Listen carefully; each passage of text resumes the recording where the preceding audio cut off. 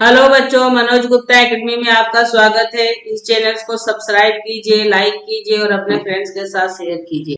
बच्चों, आज हम राज्य शास्त्र पाठ 3 भारत की सुरक्षा व्यवस्था इसके बारे में हम पढ़ने वाले हैं। और भारत की सुरक्षा व्यवस्था कैसी है, इसके पहले वाले पाठ में हमने भारत की विदेश नीति के बारे में पढ़ा। उसमें विदेशी आक्रमण, आंतरिक अव्यवस्था से संरक्षण करना, सीमा रेखा सुरक्षित रखना, ये जो है हमारे देश के प्राथमिक हित संबंध है। ये सब बात हमारी समझ में आ गया है। इसके लिए हमारे देश का प्राथमिक हित संबंध बनाए रखने के लिए हर एक देश को राष्ट्रीय स्तर पे एक मजबूत सुरक्षा व्यवस्था का निर्माण करना होता है। भारत ने भी ऐसी राष्ट्रीय व्यवस्था की निर्माण की है। इस पाठ में हम देखेंगे कि भारत की जो सुरक्षा व्यवस्था कैसा है, उसका स्वरूप कैसा है और उसके सामने कौन कौन सी कठिनाई आती है, उसके बारे में हम पढ़ेंगे। राष्ट्रीय सुरक्षा माने क्या, यानी राष्ट्रीय सुरक्षा का अर्थ क्या है। अंतरराष्ट्रीय व्यवस्था प्रभुत्व संपन्न राष्ट्रों की बनी होती है। कहने का क्या इसका मतलब होता है, जितने भी हमारे विश्व में जो अलग अलग देश है वो अपने आप में पूरी तरह से स्वतंत्र है। ऐसे जितने भी स्वतंत्र देश है सभी को मिलाकर एक अंतरराष्ट्रीय व्यवस्था बनती है। ये जो अलग अलग देश है, जो स्वतंत्र देश है, एक दूसरे का सहयोग देते हैं, एक दूसरे को सहयोग देते हुए अपना अपना विकास करते हैं, आगे बढ़ते हैं। लेकिन कभी कभी क्या हो जाता है कि उन दोनों में, दो देशों में या तीन देशों में आपसी विवाद या झगड़ा, संघर्ष उत्पन्न हो जाता है। विविध राष्ट्रों में सीमा रेखा संबंधी विवाद होते हैं, यानी सीमा रेखा को, जैसे अभी इस समय में भारत देश और चीन के देश में चल रहा है सीमा रेखा विवाद। तो कभी कभी पानी के बंटवारे को लेकर भी आपस में संघर्ष होता है, यानी लड़ाई या विवाद होता है। देखो बच्चों, यहाँ चित्र दिया गया है पानी बंटवारे की समस्या। देखो यहाँ पे से सिंधु और झेलम नदी आई हुई है। इसमें पाकिस्तान और भारत के बीच में विवाद है। और कभी कभी क्या होता है, अंतरराष्ट्रीय समझौता किया जाता है तो उसका पालन न करने पर भी विवाद हो जाता है। और एक दूसरे से निरंतर स्पर्धा करने के लिए मैं आगे बढ़ू, इसके लिए भी कभी कभी झगड़ा हो जाता है। पड़ोसी देशों से निर्वासित लोग जो शरणार्थी होते हैं, उनके जत्थे अगर हमारे भारत देश में आ जाते हैं तो उसको हमें शरण देना होता है हमारे देश को, इसके लिए भी विवाद उत्पन्न होता है। जैसे पाकिस्तान से बहुत सारे लोगों को वहां से खदेड़ दिया गया था, वो भारत में आए थे, ऐसे लोग को शरणार्थी कहा जाता है। इस प्रकार राष्ट्रों में परस्पर विरोधी और ही संबंध निर्माण हो जाने पर भी उसके निराकरण और समझौते चर्चा के आधार पर किए जाते हैं। तो कभी कभी क्या होता है, जैसे झगड़ा वगैरह हो गया दो देशों में, तो उसका समझौता करना पड़ता है, बातचीत करना पड़ता है और जो समस्या है, जो विवाद है, उसको सुलझाने का प्रयत्न करना पड़ता है। कभी सामने बैठ के चर्चा की जाती है, कभी किसी को बीच में लेके उसको सुलझाने का प्रयत्न किया जाता है। लेकिन कभी कभी क्या होता है, कोई देश नहीं मानता है तो जो हमारे प्रयत्न रहते हैं वो अधूरे जान पड़ते, तब कोई राष्ट्र युद्ध का भी विचार करना पड़ता है। जैसे समझाने पे अगर कोई नहीं मान रहा है, उसके कारण युद्ध होने की भी संभावना होती है। एक राष्ट्र द्वारा दूसरे राष्ट्र पर आक्रमण करना और उस राष्ट्र की प्रभुत्व संपन्नता को चुनौती देना, इस कारण से उस राष्ट्र की सुरक्षा के सम्मुख खतरा निर्माण होता है। मैंने अभी बताया कि विवाद के कारण क्या होता है कि नहीं कोई मानता है, समझाने पे, बातचीत करने पे, चर्चा करने पे नहीं मानता है तो आक्रमण करना पड़ता है। और जो स्वतंत्र देश रहते हैं, ये उनको एक प्रकार की चुनौती देना होता है। तो ऐसा हर एक राष्ट्र के सामने जो है, जो उनकी सुरक्षा व्यवस्था है, उसके सामने एक खतरा निर्माण होता है। आक्रामक राष्ट्रों के सैन्य सामर्थ्य के कारण इस तरह की चुनौतियां निर्माण हो रही है। जैसे कोई दूसरे देश हमारे देश पर आक्रमण करता है तो उसको हमको जवाब देना होता है, हमको लड़ना होता है। तो उसके लिए हमें अपने सैन्य जो सामर्थ्य है उसको बनाए रखना होता है।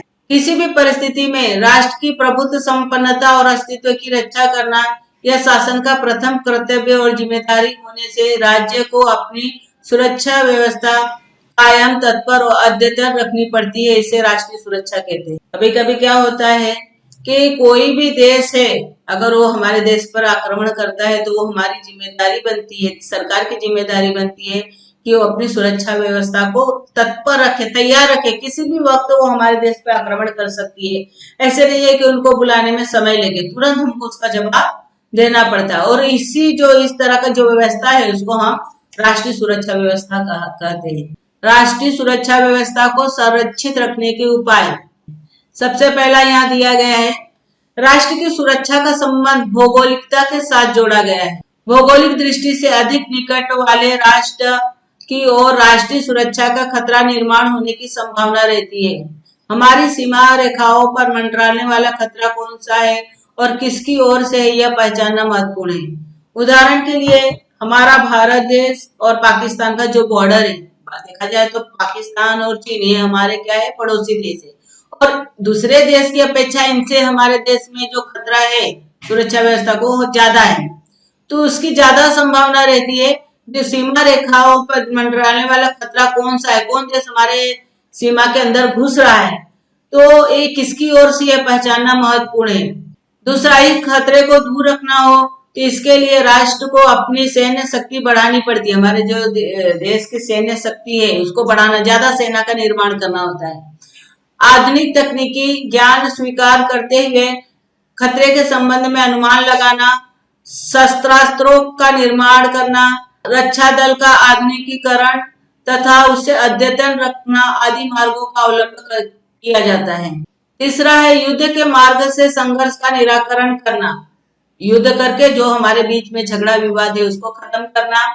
राष्ट्रीय सुरक्षा के प्रति सावधानी रखना अधिक तनावपूर्ण और अंतर्राष्ट्रीय शांति पर खतरा पैदा करने वाला होता है, इसलिए अन्य राष्ट्रों का समर्थन प्राप्त कर, जो दूसरे देश है उसका समर्थन यानी साथ लेकर कुछ देश जो है राष्ट्रीय सुरक्षा पे जो आने वाला खतरा है उसको कम करने का कोशिश करते हैं। क्या आपको उचित लगता है सैन्य शक्ति बढ़ाने का प्रयत्न? हर एक देश लगा हुआ है कि अपनी सैन्य शक्ति बढ़ाऊं और अपनी सुरक्षा के लिए बढ़ाते हैं, और कुछ देश जो है दूसरे देश पर अपना कब्जा करने के लिए भी अपनी सैन्य शक्ति बढ़ाते हैं। लेकिन जो ये एक दूसरे के हथियारों की होड़ शुरू करते हैं, हथियारों की जो होड़ है उसके कारण असुरक्षा की भावना जो है बहुत ज्यादा बढ़ जाती है। असुरक्षा की भावना राष्ट्रीय सुरक्षा के सामने जो है खतरे को बढ़ाती है, और इस खतरे को टालने के लिए हथियारों को होड़ नहीं अपितु हथियारों की कटौती की जरूरत है। हर देश अपनी सुरक्षा के लिए हथियार बनाएगा तो दूसरे देश को भी डर लगा रहता है कि कब हमारे देश पे आक्रमण कर देगा, और लोगों के मन में एक प्रकार का डर और भय का वातावरण उत्पन्न होता है। तो इसलिए हमको हथियारों को बढ़ाना नहीं है बल्कि हथियारों को कम करना, उसकी कटौती करना है, कम से कम हथियार बनाए और उसका उपयोग करें। भारत की सुरक्षा व्यवस्था, भारत की सुरक्षा व्यवस्था में संरक्षण करने वाली थल सेना, नौसेना और वायुसेना, इन तीनों सेनाओं का समावेश होता है। भारत की भौगोलिक सीमाओं की रक्षा की जिम्मेदारी थल सेना पर होती है, तो सागरी सीमाओं की रक्षा नौसेना करती है। भारतीय हवाई सीमा और आकाश की रक्षण की जिम्मेदारी वायुसेना की होती है। इन तीनों सेनाओं पर रक्षा मंत्रालय का नियंत्रण होता है। देखो बच्चों, ये रक्षा मंत्रालय का चित्र है। तीनों सेनाओं पर जो नियंत्रण रखने का कार्य जो है रक्षा मंत्रालय द्वारा किया जाता है। भारत की थल सेना बहुत बड़ी है और वह विश्व की 7वें क्रमांक की मानी जाती। जो ये थल सेना है, देखो बच्चों यहाँ दिया गया है थल सेना, और उसके जो सेनाध्यक्ष है उसको बोलते हैं जनरल। ये जो हमारा थल सेना है वो पूरे विश्व में 7वें क्रमांक की मानी जाती है। नौसेना प्रमुख को एडमिरल और वायुसेना के प्रमुख को एयर चीफ मार्शल कहते हैं। इन तीनों प्रमुखों की नियुक्ति भारत के राष्ट्रपति करते हैं। मतलब ये जो थल सेना, वायुसेना और जल सेना है, तो इनके जो ये तीनों जो सेनाध्यक्ष है इन तीनों सेनाओं की नियुक्ति हमारे देश के राष्ट्रपति द्वारा किया जाता है। भारत के राष्ट्रपति सभी रक्षा दलों के प्रमुख माने जाते हैं। इनके ऊपर जो सबसे बड़े जो है वो राष्ट्रपति को माना गया है। राष्ट्रपति की अनुमति के बिना रक्षा दलों को युद्ध अथवा शांति संबंधी निर्णय लेना असंभव होता है। यानी बिना राष्ट्रपति के परमिशन का वो कोई भी कार्य नहीं कर सकते, यानी उनका ऑर्डर मिलने के बाद ही वो युद्ध कर सकते हैं या शांति संबंधी कोई निर्णय लेना हो तो वो ले सकते हैं। राष्ट्रपति नागरिक सत्ता का प्रतिनिधित्व करते हैं। हमारे देश में जो नागरिक सत्ता, हमारे देश का शासन है, उसके वो नेता होते हैं। लोकतंत्र में नागरिक नेतृत्व को सैनिकी नेतृत्व से श्रेष्ठ माना जाता है। श्रेष्ठ मतलब उससे बड़ा माना जाता है। यानी हमारे देश के जो राष्ट्रपति है वो हमारे भारत के प्रथम नागरिक माने। देखो बच्चों, यहाँ पर जो चित्र दिया गया है अलग अलग हमारे भारत देश जब स्वतंत्रता हुई इसके बाद जितने राष्ट्रपतियों का चित्र यहाँ पर दिया गया है। इस समय हमारे देश के जो राष्ट्रपति है रामनाथ कोविंद है। भारत की सुरक्षा व्यवस्था को तीनों सेनाएं अद्यतन हो इसके लिए अनेक उपाय योजनाएं की जाए। अद्यतन मतलब भारत की जो तीनों सेनाओं हमेशा तैयार होनी चाहिए, इसके लिए तरह तरह की उपाय योजनाएं की जाती है। इसके लिए भारत में कुछ अनुसंधान संस्थाएं भी स्थापित की गई है। सुरक्षा दलों के सभी श्रेणियों के व्यक्तियों को अपने काम अच्छे ढंग से करने के लिए इसके लिए उनके लिए बहुत सारे ट्रेनिंग सेंटर भी बनाए गए हैं। प्रशिक्षण संस्थाएं मतलब ट्रेनिंग सेंटर, जैसे पुणे की नेशनल डिफेंस एकेडमी। देखो बच्चों यहाँ पे चित्र दिया गया है पुणे का नेशनल डिफेंस अकादमी। देखो बच्चों यहाँ पर नेशनल डिफेंस कॉलेज का चित्र दिया गया है, ये दिल्ली में है। यहाँ पर जो सैनिकी प्रशिक्षण यहाँ पर दिया जाता है। अर्ध सैन्य बल, भारत की रक्षा दलों की सहायता करने के लिए अर्ध सैन्य बल होते हैं। जैसे हमारे भारत के जो रक्षा दल वो तीन तो है ही है, जल सेना, थल सेना और वायु सेना। उसकी सहायता करने के लिए अर्ध सैनिक बल भी होते हैं। जैसे कभी कभी क्या होता है कि कुछ सैनिक कम पड़ गए तो इसमें से वो लोग वहां पर फिर सैन्य बल में शामिल होते हैं। वे पूर्णतः सैनिकी नहीं होते और नागरिकी भी नहीं होते, इसलिए उन्हें अर्ध सैन्य बल कहा जाता है। यानी पूरी तरह सैनिक भी नहीं होते और नागरिक भी नहीं होते, इसलिए इसको अर्ध सैन्य बल कहा जाता है। रक्षा दलों की सहायता करना उनका प्रमुख काम होता है। इसमें सीमा सुरक्षा बल, तटरक्षक बल, केंद्रीय आरक्षित पुलिस बल और शीघ्र कृति बल, ये चार दलों का समावेश जो है सैन्य दलों में होता है। देखो बच्चों यहाँ चित्र दिया गया है सीमा सुरक्षा बल का, उसके बाद इस बाजू चित्र जो दिया गया तटरक्षक बल का, नीचे जो दिया गया है केंद्रीय आरक्षित पुलिस बल का, और उसके बाद जो दिया है शीघ्र मतलब जल्दी से कार्य करने वाला बल जो है शीघ्र कृति बल कहा जाता है। ये तीनों जो है हमारे देश के अर्धसैनिक बल में इनका समावेश किया। रेल स्थानक, तेल संग्रह, जल संग्रह आदि महत्वपूर्ण स्थानों की सुरक्षा की जिम्मेदारी अर्धसैन्य बल की होती है। देखो बच्चों यहाँ चित्र दिया गया है तेल संग्रह, जहाँ से तेल निकाला जाता है। इसी तरह प्राकृतिक अथवा मानव निर्मित आपदाओं का प्रबंधन करने में भी इनका सहभाग होता है। देखो यहाँ पे दिया गया है प्राकृतिक आपदा, जैसे बाढ़ आ गया तो ये जो अर्धसैनिक बल है इसमें लोगों की मदद करते हैं। शांति काल में देश की अंतर्राष्ट्रीय सीमाओं की रक्षा करने की जिम्मेदारी जो है अर्धसैन्य बल की होती है।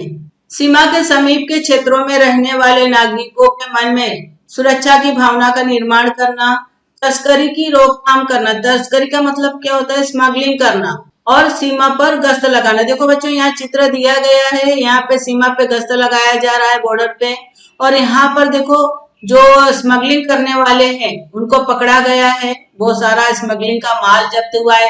तो स्मगलिंग जो है खाली इन चीजों का नहीं बल्कि सोने का, हीरे का, ड्रग्स का जो होता है इसका भी स्मगलिंग किया जाता है। जो कार्य कानूनी ढंग से किया जाता है उसको स्मगलिंग कहा जाता है। तो ये सभी कार्यों को रोकना करना ये सब जो है सीमा सुरक्षा बल करता है। भारत के सागरी तटों की रक्षा करने हेतु तटरक्षक बल की निर्मित की गई है। भारत की सागरी सीमा में मछली मार व्यवसाय को सुरक्षा देना, सागरी मार्ग से चोरी छिपे होने वाले व्यापार को रोकना, ये सभी काम जो है तटरक्षक बल करता है। देखो बच्चों यहाँ चित्र दिया गया है, मच्छी मार का व्यवसाय है, इन लोगों को सुरक्षा देने का कार्य किया जाता है। उसके अलावा जो चोरी छुपे सागरी मार्ग से व्यापार होता है, गैर कानूनी व्यापार जिसको स्मगलिंग भी कह सकते हैं, वो उसको भी रोकने का कार्य जो है तटरक्षक बल करता है। कानून एवं सुव्यवस्था बनाए रखने के काम में विविध राज्यों के प्रशासन की सहायता करने का काम केंद्रीय आरक्षित पुलिस बल करता है। देखो बच्चों यहाँ पर केंद्रीय आरक्षित पुलिस बल का चित्र दिया गया है। कभी कभी क्या होता है कि हमारे नगर में ऐसा आतंक दंगा वगैरह हो गया तो हमारी जो पुलिस वो पूरी तरह से काम नहीं करती, तो केंद्रीय आरक्षित पुलिस बल को बुलाया जाता है। बम विस्फोट, दंगा फसाद, इन कारण देश की सुरक्षा के लिए खतरा निर्माण हो जाने पर तीव्र गति से हलचल कर जनजीवन को सामान्य करने का कार्य जो है शीघ्र कृति बल करता है। मतलब जैसे कहीं पे बम फूटने वाला है तो उसका हम इंतजार नहीं कर सकते, उसको जल्दी से जल्दी आकर उसको बम को डिस्पोज करना होता है, उसको और कहीं पर दंगा वगैरह हो रहा है तो उसको आपस में कट मर जाए उसके पहले उसको आकर उसको शांत कराना होता है। तो ये सभी काम जो है जल्दी से किया जाना चाहिए, इसलिए ये सभी काम जो है स्वीकृति बल करता है। विद्यार्थियों में अनुशासन और सैन्य शिक्षा के प्रति रुचि का निर्माण हो, इस कारण राष्ट्रीय छात्र सेना अर्थात एनसीसी की स्थापना की गई। इसमें विद्यालय, महाविद्यालय और विद्यार्थी सहभागी हो सकते हैं। देखो बच्चों, यहाँ पे एनसीसी चित्र दिया गया है। गृह रक्षक दल, स्वतंत्रता पूर्व काल में जब हमारे देश को आजादी नहीं मिली थी उस समय गृह रक्षक दल जो संगठन है इसकी स्थापना की गई थी। गृह रक्षक दल में सहभागी होकर नागरिक देश की सुरक्षा में सहायता कर सकते हैं। 20 से 35 वर्ष के आयु के जो लोग हैं, कोई भी स्त्री या पुरुष हो, इस दल में शामिल हो सकते हैं। पुलिस की तरह सार्वजनिक सुरक्षा रखना, दंगा फसाद तथा बंद के दौरान, जैसे कभी हड़ताल हो गया, दंगा फसाद हो गया, तो उस दौरान दूध, पानी और जीवन आवश्यक वस्तुओं की आपूर्ति करना यानी लोगों तक पहुंचाना, परिवहन की व्यवस्था करना, भूकंप, बाढ़ जैसी प्राकृतिक आपदाओं के समय लोगों की सहायता करना, ये सभी कार्य जो है इस दल को करना होता है। भारत की सुरक्षा के सामने चुनौतियां, स्वतंत्रता से आज तक भारत की सुरक्षा को पाकिस्तान और चीन, इन दोनों राष्ट्रों, ये दो हमारे पड़ोसी राष्ट्र हैं, इन दोनों राष्ट्रों से खतरा निर्माण होने का प्रयत्न हुआ है। कश्मीर का जो विवाद है ये भी हमारे देश की समस्या है। भारत और पाकिस्तान के बीच में कश्मीर किसका यह विवाद छिड़ा हुआ है। भारत और पाकिस्तान में अनेक विवादास्पद प्रश्न है, जैसे कश्मीर की समस्या मैंने भी बताया। उसके अलावा पानी के बंटवारे को लेकर भी विवाद है। यह पानी के बंटवारे को लेकर विवाद है। यहाँ पर से जो 3 नदियां आई हुई है, सिंधु और झेलम, पानी है, नदी का पानी, इस पे किसका अधिकार है, पाकिस्तान का है कि भारत का अधिकार है, इसको लेकर भी विवाद हो रहा है। उसके अलावा घुसपैठ, जो आतंकवादी हमारे देश में घुस जाती वो समस्या। उसके अलावा सीमा विवाद की समस्या, जैसे चीन और हमारे देश भारत देश के बीच में जो सीमा विवाद चल रहा है, ये समस्या हमारे देश की मुख्य समस्याएं हैं। चर्चा और समझौता के जरिए भारत जो है इन प्रश्नों को हल करने का प्रयत्न लगातार कर रहा है। एशिया महाद्वीप में भारत और चीन जो है महत्वपूर्ण देश है। वर्ष 1962 में चीन के साथ हमारा युद्ध हुआ। भारत के पड़ोस में होने वाले राष्ट्रों पर हमारा प्रभुत्व स्थापित करने का प्रयत्न जो है चीन द्वारा किए जाने के कारण भारत चीन संबंधों में तनाव है। सीमा रेखा के संबंध में भी भारत और चीन में विवाद है। जो चीन ने भारत देश पर आक्रमण किया था 1962 में, उसका चित्र दिया गया है। उसके अलावा ये जो है दूसरा चित्र इस साइड दिया गया है, एक मोहन जो लाइन है, रेखा है, उसको लेकर विवाद यहाँ पर भारत और चाइना के बीच में है। भारत की सुरक्षा को लेकर केवल राष्ट्रों की ओर से ही खतरा नहीं, अपितु आंतरिक क्षेत्रों से भी सुरक्षा के लिए खतरा निर्माण करने का प्रयत्न हो रहा है। ऐसा नहीं है कि जो दूसरे देश है हमारे पड़ोसी देश उनसे ही खतरा है, बल्कि हमारे अंदर, भारत के अंदर जो रहने वाले लोग हैं उनसे भी हमारे देश के जो एकता उसमें खतरा आ सकता है। राष्ट्रीय सुरक्षा के संदर्भ में अब हम बाह्य सुरक्षा तथा आंतरिक सुरक्षा में जो अंतर है वो अंतर महत्वपूर्ण नहीं रह गया है। जैसे धर्मवाद, प्रांतवाद, वैचारिक भिन्नता, वंशवाद, आर्थिक आदि पर आधारित अनेक विद्रोही आंदोलन अंतर्गत क्षेत्रों में अस्थिरता निर्माण करते हैं, जैसे नस्लवादी आंदोलन। धर्मवाद का मतलब जैसे अपने धर्म को बहुत महत्व देना। देखो ऊपर चित्र दिया गया है, हमारे देश में अलग अलग धर्म के लोग रहते हैं। अगर कोई व्यक्ति अपने धर्म को ज्यादा महत्व देता है, दूसरे धर्म को तुच्छ मानता है या उसे कुछ कहता है, तब यह धर्मवाद बढ़ता है। प्रांतवाद के लिए भी ऐसा ही है, जो अपने प्रांत को ज्यादा महत्व देना, जैसे हम कुछ लोग कहते हैं आमची मुंबई, ऐसी जो इस प्रकार लोगों में विवाद उत्पन्न हो सकता है। उसके अलावा जो लोगों के विचार में भिन्नता होती है, तो ये सारी अमीरी गरीबी, ये सब हमारे देश में बहुत सारी समस्याएं हैं। ये सब चीज जो है हमारे देश में अस्थिरता का निर्माण कर देगी। और नस्लवादी आंदोलन भी एक प्रकार का आंदोलन है। इसमें जो है जमींदार के प्रति जो लोगों के मन में असंतोष था, ये असंतोष के कारण क्या करते थे, उनकी जमीन और अनाज पर कब्जा करके आपस में बांट लेते थे अपने बंदूक और डर के। देखो बच्चों, यहाँ चित्र दिया गया है नक्सलवादी आंदोलन का। ये जो मजदूर और किसान जो थे, तो ये किसान लोग पर जो जमींदार बड़े बड़े साहूकार अत्याचार करते थे, तो इनके मन में विद्रोह की भावना उत्पन्न हुई। तो ये अपने बंदूक के बल पे लोगों को एकत्रित करके इन्होंने नक्सलवादी आंदोलन करना शुरू किया। ये क्या करते थे, उनके जमीन पर, उनके अनाज पे कब्जा करते थे और आपस में बांट लेते थे। लेकिन अब इसका जो पहले तो ये अपने हक के लिए लड़ाई करते थे, बाद में इसका स्वरूप और बिगड़ गया। अब अच्छे कामों में भी ये दखल देने लगे। ऐसे आंदोलन को नक्सलवादी आंदोलन कहा जाता है। आतंकवाद तो तुम लोग पिक्चर में देखे होंगे। आतंकवाद भी हमारे भारत के लिए एक बहुत बड़ी चुनौती है। आतंकवाद सिर्फ भारत की नहीं बल्कि विश्व की समस्या है।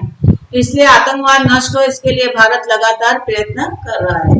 मानवीय सुरक्षा, राष्ट्रीय सुरक्षा की कल्पना में शीत युद्ध के बाद का काल में परिवर्तन हुआ है तथा वह अधिक और अधिक व्यापक हो गई है। राष्ट्रीय सुरक्षा का तात्पर्य केवल देश की सुरक्षा नहीं बल्कि उसमें रहने वाले नागरिकों की भी सुरक्षा, ऐसा नया विचार सामने आया है। हम ऐसा बोल सकते हैं कि राष्ट्रीय सुरक्षा का मतलब दूसरे देश से हमारे देश की सुरक्षा, यही बात नहीं इसमें आती।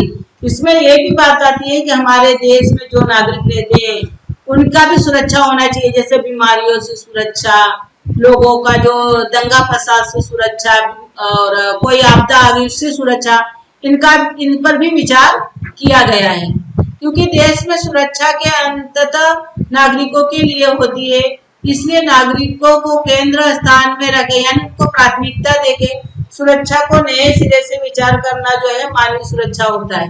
मानवीय सुरक्षा में सभी प्रकार के खतरों से मनुष्य की रक्षा करना, उन्हें शिक्षा और स्वास्थ्य विकास के अवसर प्रदान करना, इसकी अपेक्षा की गई है। इसमें जो मानवीय जीवन में निरक्षरता यानी जो पढ़े लिखे नहीं होते, निरक्षरता, दरिद्रता मतलब गरीबी, देखो बच्चों गरीबी का चित्र दिया गया, गरीबी, अंधविश्वास जो लोग मानते हैं, ये पिछड़ापन, ये सभी को दूर करके, हमारे समाज में बहुत सारा फैला हुआ है। देश स्वतंत्र हुआ लेकिन ये समस्या अभी भी हमारे देश में है। तो ये सभी को दूर करके और सभी लोग सम्मान का जीवन जिए, इसके लिए एक अच्छी परिस्थिति का निर्माण करने का समावेश जो है मानवीय सुरक्षा में किया गया है। अल्पसंख्यक का मतलब ये होता है जिनकी संख्या बहुत कम है, जैसे ईसाई हो गए, मुस्लिम हो गए, पारसी हो गए, जैन हो गए, तो ये सब अल्पसंख्यक के अंतर्गत आते हैं। उसके अलावा जो दुर्बल घटक है, जो पिछड़ी जनजाति वगैरह है, जिनका विकास नहीं हो पाया है, ऐसे लोगों की अधिकारों की रक्षा करना जो है मानवीय सुरक्षा के लिए आवश्यक माना जाता है। मानवीय सुरक्षा के सामने आने वाली चुनौतियां, पहला है मानवीय सुरक्षा में आने वाली सबसे बड़ी चुनौती है आतंकवाद। आतंकवाद से सभी लोग परिचित हो गए। देखो बच्चों यहाँ चित्र भी दिया गया है। आतंक का मतलब होता है डर। इनका काम कुछ पैसा या मतलब संपत्ति से नहीं है, इनका काम सिर्फ है डर, लोगों में डर उत्पन्न करना, इसलिए इसका नाम आतंकवाद है। आतंकवाद का लक्ष्य सामान्य निरपराध मनुष्य होते हैं। इनका लक्ष्य जो है जिसकी कोई गलती नहीं होती है, निरपराध जो मनुष्य वो मारे जाते हैं। उनके मन में आतंक और भय का निर्माण करके असुरक्षा की भावना निर्माण करना ही आतंकवाद का प्रमुख उद्देश्य होता है। अतः मानवीय सुरक्षा के लिए आतंकवाद को नष्ट करना बहुत ही जरूरी है। दूसरा है पर्यावरण में आए परिवर्तन और प्रदूषण के कारण मानव जीवन के लिए खतरा निर्माण हुआ है। जो प्रदूषण उसके बहुत सारे खतरा हमारे सामने है, जैसे कई बीमारियां उत्पन्न हो जाती है, जैसे AIDS, dengue, chikungunya, swine flu, Ebola जैसी जो बीमारी हमारे सामने चुनौती पैदा कर रही है।